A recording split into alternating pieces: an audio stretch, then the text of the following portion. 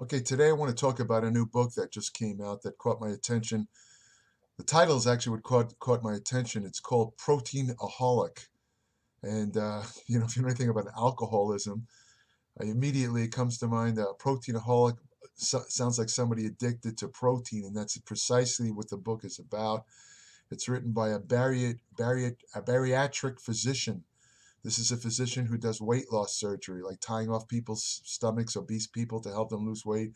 His name is Dr. Garth Davis. And before I even go into it, this video is kind of a critique of his book. But before I even go into that, I just want to preface my remarks by pointing out that I have nothing whatsoever against veganism. I know there's a lot of people in the bodybuilding fitness world that look down on vegans, and they think it's a stupid diet. It prevents muscle growth and all this. And, vegans are skinny and blah, blah, blah, blah, blah. The truth of the matter is that a properly designed vegan diet, and let me explain, vegan, by the way, means consumption of only fruits and vegetables. It does not include milk and eggs. If you milk and eggs and other protein foods, if you eat milk and eggs, for example, you are known as a lacto-ovo vegan, which is not really a true vegan. So when I use the term vegan, I'm really talking about people that subsist entirely on fruits and vegetables. In any case, I don't want this to be an attack video. This is not an attack video. The only reason I'm doing this video, I want to make this clear, is because I read his book, and the first one-third of the book, Dr. Davis discusses the fallacy of many so-called animal protein studies. He claims that the studies were not correct. They were badly designed. And then he goes into detail to discuss what constitutes a properly designed study. If he hadn't devoted the first third of his book to this information, I would not even be doing this video now, because the truth of the matter is, I'll make for full disclosure, I'm an animal advocate. I love animals. I do everything I can to save animals.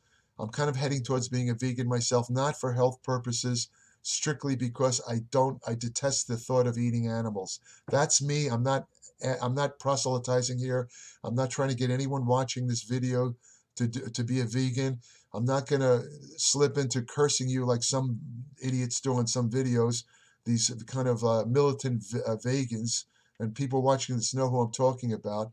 Those people ruin their own case by being that, let's say, aggressive. They turn people off. I think veganism is a personal choice. I will tell you this, though, the notion that you can't build any muscle while on a vegan diet is false. What it takes to be a successful vegan, it does take more work and more research, and you have to eat a certain way. You have to eat, the only advantage of animal protein foods and building muscle is that they have much higher amounts of what they call essential amino acids, and the essential amino acid content of animal-based protein foods is in balance. Whereas in a lot of vegan foods, the amino acid content is not in balance, meaning it's lacking one or two essential amino acids, or maybe it doesn't contain enough of those amino acids, which makes them a rather imbalanced protein that can support growth. But there's ways around that. The main difference between being a vegan bodybuilder, let's say, and a non-vegan is a vegan bodybuilder has to be much more aware of certain nutrients and also has to eat a lot more food. But yes, you can build muscle. I'm going to talk about this in my Applied Metabolics newsletter. I'm going to include information in this article that has never been published anywhere. And, again, it's a personal choice, but anyone who reads this article who wants to, let's say, adopt veganism as a eating lifestyle and is also interested in building muscle, this article will tell you exactly how to do it. And there's many health advantages of veganism, which are way beyond the scope of this article, but they're available anywhere. And Dr. Davis, in his book, discusses many of the advantages. So I'm not going to go into that. What I wanted to discuss today was, again, because of the way he started his book about how you shouldn't be misled by what he calls bad studies. I wanted to talk about some of the errors I caught in the book. And again, this is only, I'm not trying to, I think this guy is admirable. He has a noble goal. He's trying to get people healthy, and he truly believes that veganism is the way to do it. Basically, the problem with people like Dr. Davis and similar, let's say, militant or let's say aggressive vegans, is that the research they show to prove their point is very often dated. I mean, you look at some of the research, if you actually look at when some of these studies were published that they refer to, some of them are 50 and 60 years old. And the problem with that is these prior studies have been superseded by more recent studies, which more or less negate the findings of the earlier studies. The problem with the vegan advocates who use science to try and convince people of the benefits of veganism is that they cherry pick their studies. In other words, they highlight these older studies while ignoring the more recent studies, which might counter the findings of the earlier studies. And unfortunately, Dr. Davis, who wrote this book, Proteinaholic, is guilty of this. The basis, or I should say, the underlying philosophy of of the book Proteinaholic is simple. What he is saying is that eating too much protein is extremely bad for your health, and it causes most of the degenerative diseases that people experience, including diabetes, cardiovascular disease, obesity, and cancer. He's saying all this basically has a root in eating animal protein foods. I will make a flat statement. I completely disagree with that statement. And there's tons of evidence to show that he's completely wrong. He talks about how saturated fat is actually extremely dangerous and it does cause heart disease. That's one of the things he says. This is counter to a ton of recent evidence showing that saturated fat is not the villain that it was portrayed to be in relation to cardiovascular disease. He completely ignores the evidence to the contrary. Here's a couple of the other. I'm just going to kind of go off. I'm trying to keep this video short, so I'm not going to go into a lot of detail, but I just want to go over some of the more, let's say, egregious. The word egregious, by the way, means not just bad, but really bad, exceptionally bad. So these are some of the more egregious mistakes that I came across in reading Proteinaholic by Dr. Garth Davis. One of the statements he made, which I kind of chuckled at, was he talked about the amino acid leucine. Leucine is a branch chain amino acid. It's one of 3 branch chain amino acids. The other 2 are called, it's leucine, isoleucine, and valine. Those are the 3 branch chain. Leucine is exceptional because leucine is the most potent amino acid at stimulating muscle protein synthesis, which is basically the cornerstone of muscular hypertrophy or growth.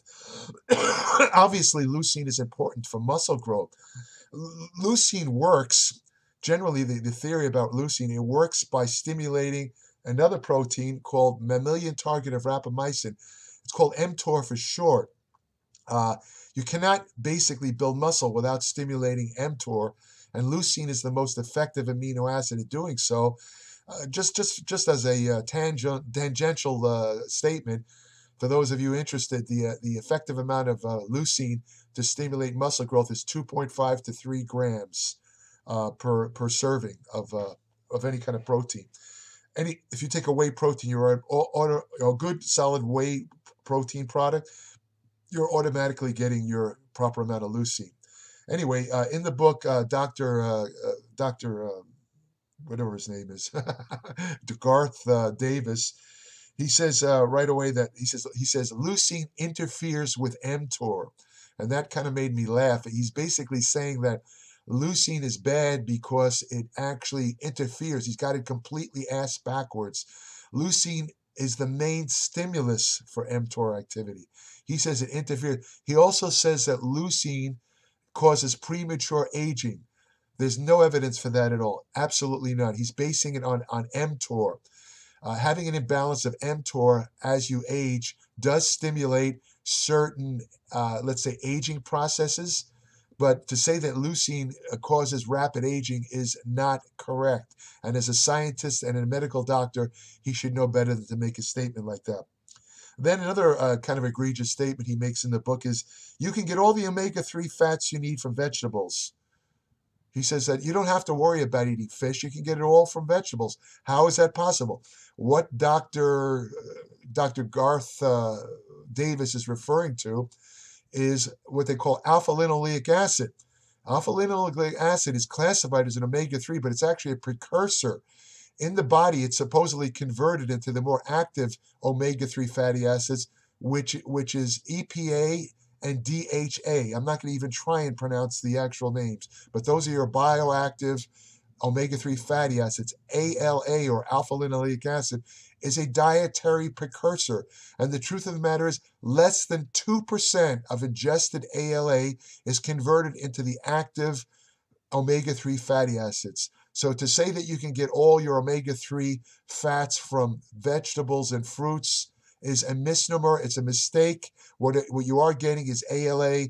It is not the final product of omega-3 fatty. It's a precursor. That's another error. Then he makes a statement. There's another amino acid called methionine. Methionine is an essential amino acid. It's one of 9 essential amino acids. What does this mean? It means that it's required in the diet. It cannot be made in the body. One of the functions of methionine is to actually help get rid of fat that can accumulate in the liver. Right now, there's a mass epidemic of a condition called non-alcoholic fatty liver. It has to do with, a lot of it's related to excess consumption of carbohydrates and lack of physical activity. But if you completely were to reduce or eliminate methionine from your diet, what you would get as one of the first signs of a deficiency of this particular amino acid is, I should say, a fatty liver, right? Now, what Dr. Davis says, he says that methionine causes cancer. So, there's absolutely no evidence for that. And if that was true, eating protein from any source, including fruits and vegetables, would cause cancer. It would be a cause of cancer. It's a very nonsensical statement. And it's been shown in animal studies where they've pumped in massive amounts of methionine, where in that situation, it might cause some biochemical changes in, let's say, rats that could cause cancer. But it's also a known fact that rats and mice get cancer much easier than humans, and certain things that cause cancer in rodents will not cause cancer in humans. So to say that methionine is a carcinogen is another absurd statement. Then he says that this is something that bodybuilders will probably get a kick out of, and strength athletes. He says that strength training athletes need no more protein than endurance athletes. This was shown in a study a couple of years ago. Since then, it's been superseded by dozens of studies which indicate clearly that those involved in strength training do require additional protein to support muscular growth. It's a requirement. You need extra protein if you're involved in strength training, bodybuilding, that type of thing. As far as by the way, in case you're wondering what Dr. Davis recommends for protein intake, he says that no one should ingest more than 48 grams of protein a day, which is the recommended dose by some sort of international nutrition organization. That's enough to prevent a frank protein deficiency. It's not enough to support any kind of muscle growth at all. That's a very obvious and clear fact. He says in another part of the book, he does admit that strength athletes or people who are involved in exercise do need more protein. And he says that the amount you should get is 0.8 grams per kilogram of body weight. That particular amount happens to be the precise amount recommended for the average sedentary person as far as protein intake goes. In other words, a person who's not involved in any physical activity. That would be enough protein to cover their needs. It is not enough to cover a strength athlete. A strength athlete or a bodybuilder needs 1.2 to 1.7 grams per kilogram of body weight of protein. That's a dose which I keep forgetting his name, Dr. Garth Davis would consider poisonous. So, what can I say? I mean, the guy doesn't go by research at all. He makes a big deal in the first third of his book about how important it is to read the research carefully, and then he hypocritically goes and ignores the research himself. That's the reason I'm doing this video, because I thought it was outrageous that he does that. Then he says that high protein diets cause bone loss. In fact, again, based on old studies used to show that some of the acidic amino acids, those are sulfur-containing amino acids such as methionine and cysteine, because they're kind of acidic, they tended to leach calcium out of bones because the body uses calcium as a buffer to reduce acidity. And so old studies claim that eating a high-protein diet caused the calcium loss, therefore negatively affected bone mass. Since then, many, many studies have shown the opposite is true. A high-protein diet supports bone mass. Among other effects, a high-protein diet stimulates insulin-like growth factor 1, which stimulates bone mass. So again, this is a question of where he's using ancient studies to bolster his philosophy about veganism, which is misleading and wrong. Next one. Vegans, this one is really bad. This is a serious mistake. He says vegans can get all the B12 they need from vegetables. He talks about how some vegetables have insects and microorganisms crawling on them, and you can get your B12 from eating the insects and the microorganisms. I don't think that a lot of Americans, even those who are ardent, let's say, vegan advocates, would really relish the idea of like eating vegetables that are like laced with crawling insects as a means of getting B12. I just don't see that. Maybe I'm crazy. I don't see that. But here's what the facts are. The truth of the matter is that he quotes studies that showing that vegans don't have B12 deficiencies. It's rare. It's a rare occurrence.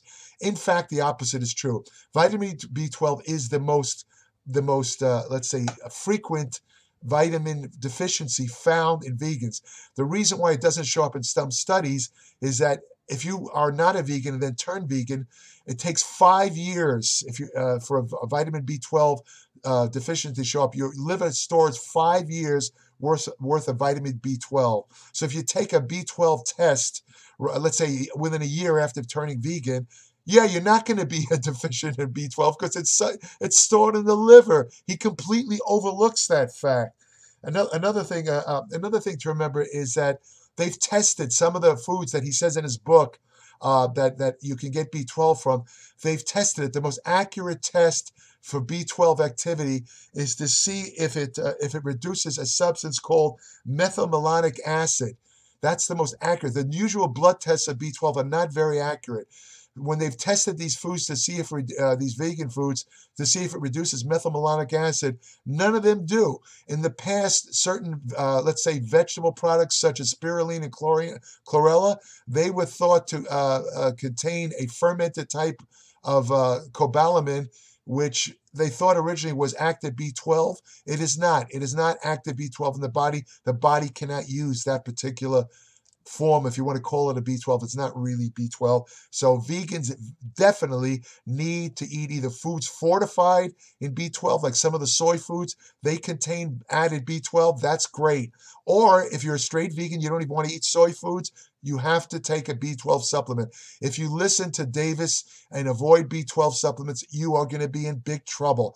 Because, for example, a lack of B12 can cause peripheral neural degeneration from the spinal cord down.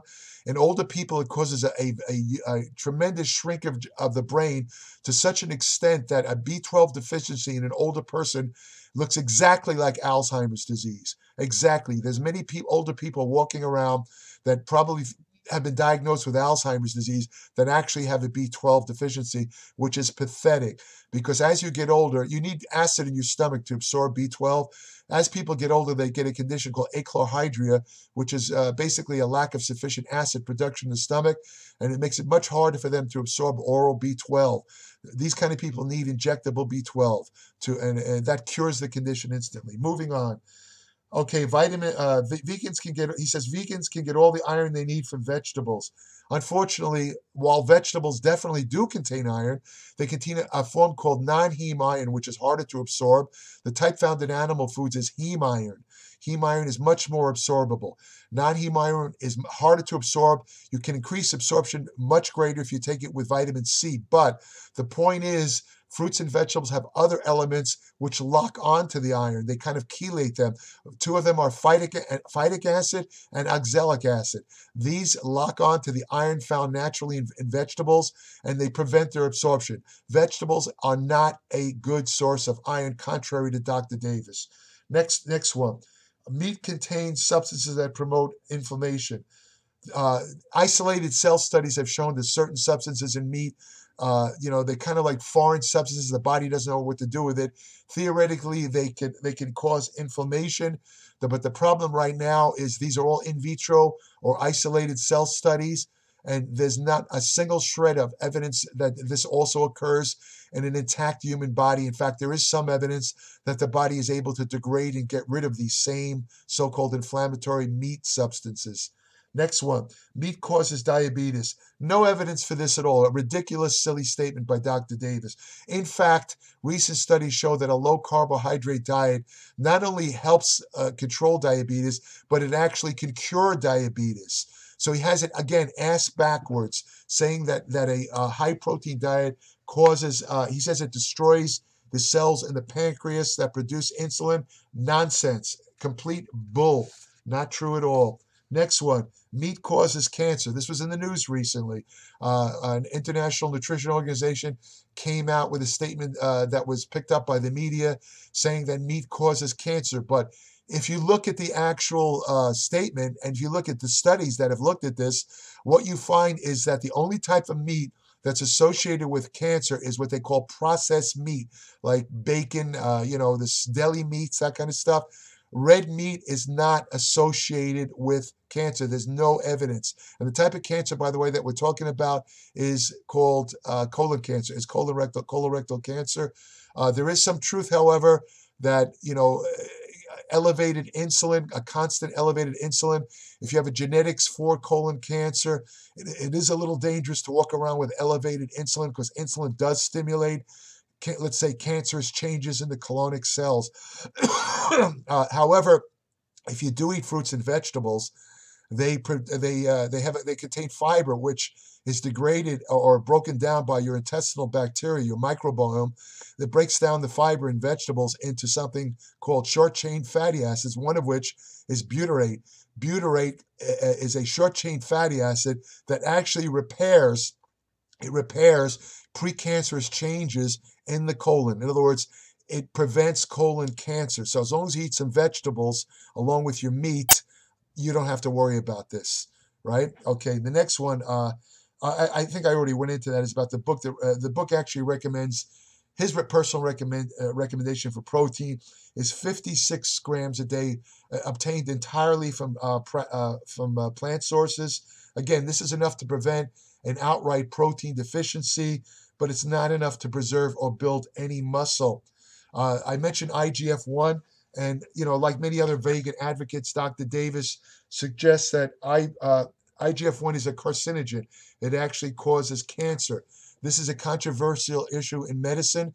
It's what they all call the old chicken and eggs thing. In other words, tumors, various tumors, particularly of the prostate, breast, and colon, these tumors have shown higher levels of IGF-1, but the question is, nobody really knows. Where did this IGF-1 come from? Did it come from the tumor itself? Was it produced by the tumor itself? Or is it the IGF-1 produced in the liver, in the body? Now, the thing is, why would a tumor produce IGF-1? Because among other effects of IGF-1 is it prevents a process called apoptosis, which is self-destruction of the cell. Normally, cancer cells, very often, the body realizes that cancer cells signals a scent that causes the cancer cells to self-destruct. They produce IGF-1 to prevent that process from occurring. The other thing is that, again, we don't know where the IGF-1, and the final thought about this is that and this is an important point, there's no direct evidence that IGF-1 is a carcinogen. Absolutely not. To make a flat statement that IGF-1 will cause cancer is not scientifically correct. Wrong. Not scientifically correct. I do agree, in many parts of the book, he emphasizes that most diets are low in fiber, and I definitely, unquestionably agree. That's going to be another topic in my Applied Metabolics newsletter. I'm going to talk about some of the health aspects of fiber. And again, as is my usual practice, I won't be, going over the usual stuff, fiber prevents constipation, blah, blah, blah, blah. I'm going to talk about some of the effects that you never hear about fiber. Some of these are extremely impressive. Let me say, without going into detail, because again, I don't want this to go too long, this video, I will say that fiber is an overlooked element. Most people don't get nearly enough. I mean, he recommends, Dr. Davis recommends 50 grams of fiber a day. The actual nutrition organizations that make all these decrees, they say that you should get between 30 and 40. I kind of like, this is one part of the book I do tend to agree with Dr. Davis. I would kind of head for 50 grams of fiber a day, which you can actually get if you eat enough fruits and vegetables and whole grain foods and all that stuff. You can get 50 grams. It's not that difficult. The reason I recommend it strongly is because, again, fiber is the basic food source for your microbiome, the intestinal bacteria, which they now know through recent research is one of the biggest things in medical research now. It controls everything. I mean, it controls how fast you gain weight, how much fat you have on your body. 99% of your immune response is based on your microbiome, your intestinal bacteria balance. So you want to support that by eating fiber. So this is one of the things that I do definitely agree with Dr. Davis about. So anyway, that's about it. I just want to emphasize that I do agree with Dr. Davis's basic philosophy. He's into saving animals, which I am definitely strongly in favor of. I love animals. I am definitely not against veganism. I think it's a personal choice. I think that I myself, I am trying to become a vegan myself gradually. I have one big problem though, which is I don't like fruits and vegetables, which, that's kind of a difficult proposition to be a vegan without liking fruits and vegetables. It doesn't leave you much to eat, but I'm kind of figuring out ways to do that now. Let's say I'm 3/4 of the way there to being a vegan. And, I'm still taking animal protein. I'm not going to lie to you. I do, but, let me put it this way. Veganism is not nearly as bad as most people think, but it requires a lot of extra work, a lot of extra knowledge, and it requires thinking. You have to think, you have to know what you're doing, you have to make sure you supply all the nutrients. Okay, so this is again this video went longer than I want, but it's probably the shortest one I've made. Thanks for listening. I hope you got something out of this. And you can read the book. It's got a lot of interesting things. It's called Proteinaholics. But be prepared, because by the time you finish reading this book, unless you know nutrition, you're going to be convinced that animal protein, is a deadly poison that's going to kill you. Take care.